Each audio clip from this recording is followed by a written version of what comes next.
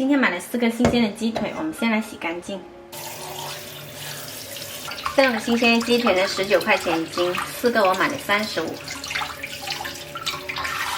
鸡腿洗干净，稍微沥干水，然后我们把这个肉取下来，用剪刀贴着骨头一点一点剪。新鲜的鸡腿剥下来骨头呢，可以用来煲汤的，如果是用的是冰鲜的就不要了。这样一张完整的鸡腿肉就取下来啦。再来把鸡腿肉切成块，稍微切大块一点。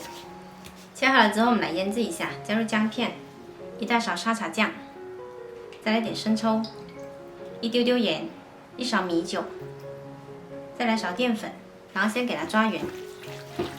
在我们潮汕呢打火锅或者吃汤粉汤面的时候，最喜欢放这个沙茶酱了，超级香。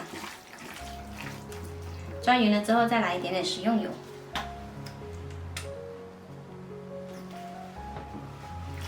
再次抓均匀，腌制20分钟。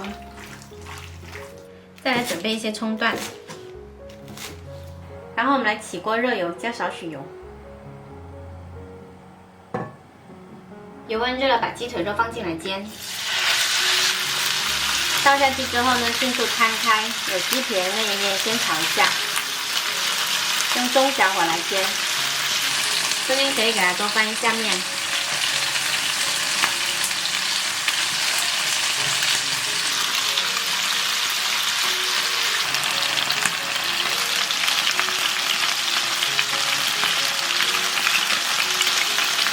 两面煎到金黄的时候，大概也有7、8成熟啦，加上一点点清水，盖上盖子，焖2分钟，它就完全熟了。开盖再收一下汁。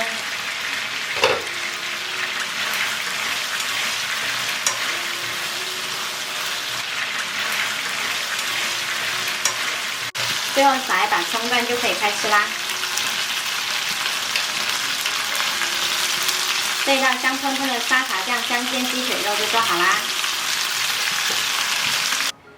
特别的美味哦！喜欢的朋友可以试一下哦。